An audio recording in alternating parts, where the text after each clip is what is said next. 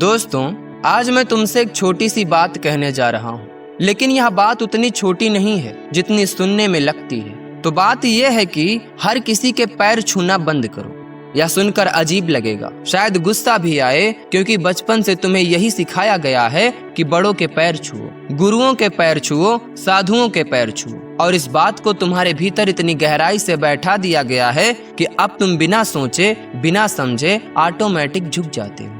कोई भगवा कपड़ा पहन ले, माथे पर तिलक लगा ले, गले में माला डाल ले, तो तुम्हारा शरीर खुद ब खुद नीचे झुक जाता है। दोस्तों, अब तुम कहोगे कि यह तो श्रद्धा है, लेकिन नहीं, यह श्रद्धा नहीं है, यह सिर्फ एक ट्रेनिंग है। बिल्कुल वैसे ही जैसे किसी जानवर को कोई ट्रिक सिखाई जाती है। घंटी बजी और रिफ्लेक्स आ गया। और मैं तुमसे कहता हूँ, जो झुकना रिफ्लेक्स में हो रहा है वह झुकना नहीं बल्कि अपमान है। खुद का भी अपमान है और उस परमात्मा का भी, जिसके सामने तुम सच में झुकना चाहते हो। जरा सोचो, जब तुम किसी के पैर छूते हो तो असल में क्या कह रहे होते हो? तुम कह रहे होते हो कि तुम मुझसे ऊंचे हो, तुम मुझसे ज्यादा जागे हुए हो, तुम्हारे भीतर कुछ ऐसा है जो मेरे भीतर नहीं है और मैं उस ऊंचाई को नमन करता हूँ। यह बात बहुत गहरी है, क्योंकि यह कोई सामाजिक औपचारिकता नहीं, यह अस्तित्व की एक स्वीकृति है। तो जब तुम बिना जाने, बिना परखे, बिना अपने भीतर उतरे हर किसी के आगे झुक जाते हो,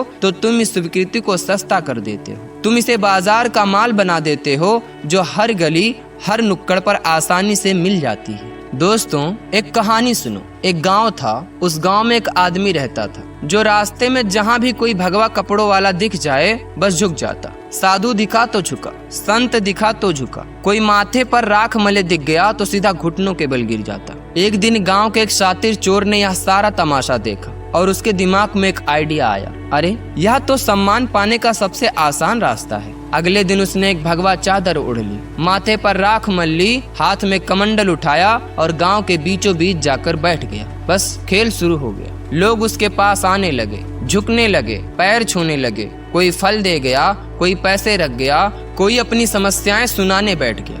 बाबा, मेरा बेटा मेरी बात नहीं मानता। बाबा, मेरी नौकरी नहीं लग रही। लेकिन वह चोर भीतर ही भीतर हंस रहा था। वह सोच रहा था कि इतने साल चोरी की, कभी इतनी इज्जत नहीं मिली जितनी आज सिर्फ कपड़े बदलने से मिल गई। जबकि ना उसे तप करना पड़ा, ना साधना करनी पड़ी, बस चोला बदल दिया और लोग उसके सामने झुकने लगे। दोस्तों, इस कहानी को हंसी में मत उड़ा देना, क्योंकि यह कहानी सिर्फ उस चोर की नहीं है, बल्कि यह हम सब की कहानी है। क्योंकि हम वस्त्रों को नमन करते हैं, व्यक्ति को नहीं। हम प्रतीकों के आगे झुकते हैं, सत्य के आगे नहीं। और आज भी यही हो रहा है, बस चोला बदल गया है। कभी भगवा कपड़ा था तो आज कोई बड़ी डिग्री है, कोई बड़ी कुर्सी है, कोई फॉलोअर्स की गिनती है, और तुम वैसे ही झुक रहे हो बिना यह पूछे कि इसने इस सम्मान को कमाया भी है या नहीं। दोस्तों, तो पहली बात मैं यह कहना चाहता हूँ कि श्रद्धा अंधी नहीं होनी चाहिए, श्रद्धा आंख वाली होनी चाहिए। और जिस श्रद्धा में आंख नहीं है वह श्रद्धा नहीं,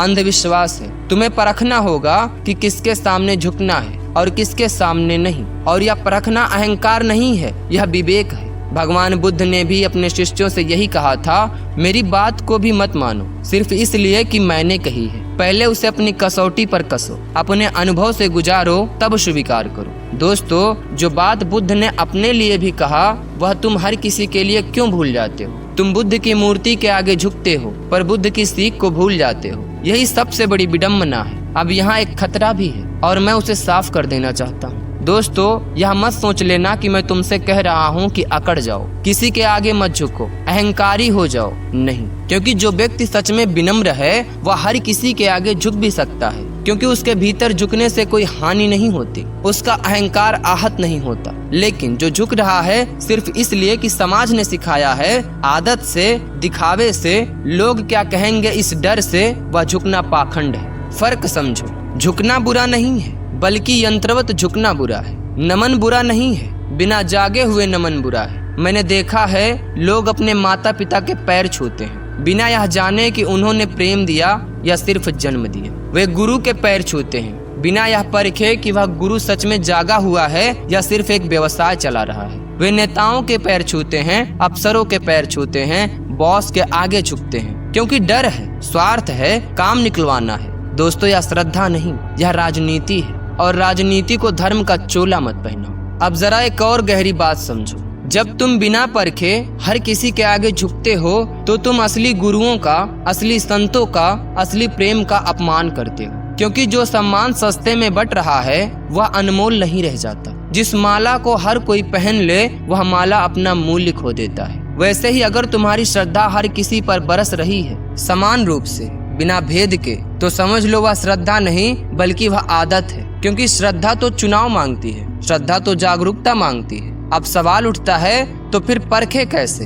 किसके आगे झुकें, किसके आगे ना झुकें। दोस्तों, मैं तुम्हें यहाँ कोई नियम नहीं दूंगा, क्योंकि नियम फिर से एक नई ट्रेनिंग बन जाएगा, एक नई कंडीशनिंग बन जाएगा। मैं बस इतना ही कहूँगा, भीतर जाओ। जब तुम किसी के सामने खड़े होते हो तो देखो, क्या तुम्हारे भीतर सच में कुछ पिघलता है? क्या तुम्हारी आंखों में सच में एक विनम्रता जन्म लेती है, बिना किसी वजह के, सिर्फ उस व्यक्ति की मौजूदगी से? अगर हाँ तो झुक जाओ, पूरे दिल से झुक जाओ, वहाँ कोई हिचक मत रखना। लेकिन अगर तुम इसलिए झुक रहे हो क्योंकि आसपास सब झुक रहे हैं, या इसलिए क्योंकि ना झुकने से लोग क्या कहेंगे, तो रुक जाओ, वहाँ झुकना मत। यह भी समझ लेना जरूरी है कि यह बात सिर्फ पैर छूने की नहीं है, क्योंकि पैर छूना तो एक प्रतीक है। असली बात है तुम अपनी श्रद्धा किसे दे रहे हो, अपना समय किसे दे रहे हो, अपना भरोसा किसे दे रहे हो, अपनी जिंदगी किसके इशारे पर चला रहे हो। अगर यह सब तुम बिना जागे हुए, बिना परखे, भीड़ के साथ बहते हुए कर रहे हो तो तुम्हारा पूरा जीवन ही एक यंत्रवत चरण स्पर्श बन जाएगा। तुम पूरी जिंदगी झुकते रहोगे और कभी नहीं जान पाओगे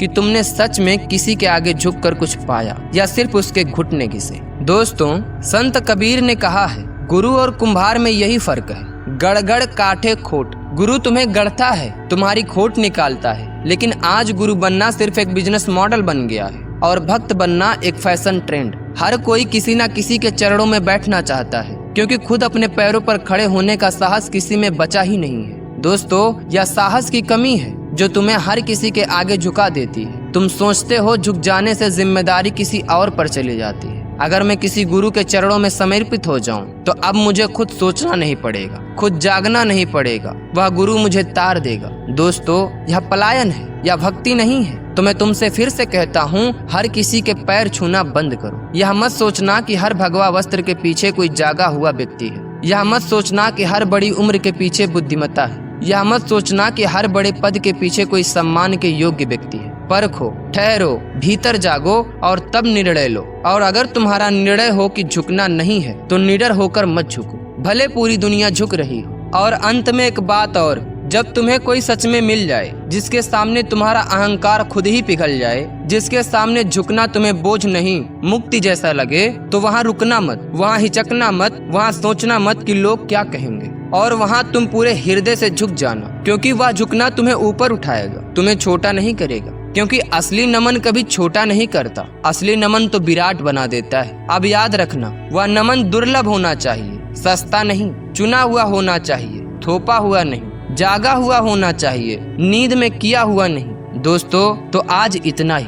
अब जाओ, जीवन में देखो कहाँ कहाँ तुम बिना जाने झुक रहे हो, और साहस करो, जहाँ झुकना सच नहीं है वहाँ रुक जाओ। यही तुम्हारी पहली स्वतंत्रता होगी। दोस्तों, अगर इस कहानी ने तुम्हें सोचने पर मजबूर किया है तो आज से एक संकल्प जरूर लेना, किसी के सामने सिर्फ इसलिए मत झुको क्योंकि समाज ने ऐसा सिखाया है। झुको तो केवल वहाँ जहाँ तुम्हारा विवेक, तुम्हारा हृदय और तुम्हारी आत्मा एक साथ हाँ कहे। क्योंकि सच्ची श्रद्धा कभी अंधी नहीं होती, वह हमेशा जागरूक होती है। अपने जीवन में हर रिश्ते, हर गुरु, हर नेता और हर आदर्श को परखना सीखो, क्योंकि विवेक के साथ किया गया सम्मान ही तुम्हें ऊंचा उठाता है। तो अगर यह विचार तुम्हें पसंद आया है तो इस वीडियो को लाइक करो, अपने दोस्तों के साथ शेयर करो, और ऐसे ही गहरे और जीवन बदल देने वाले विचारों के लिए हमारे चैनल अचीव ग्रेटनेस को जरूर सब्सक्राइब करो। तो मिलते हैं हम आपसे अगली वीडियो में, तब तक के लिए अपना ध्यान रखिए।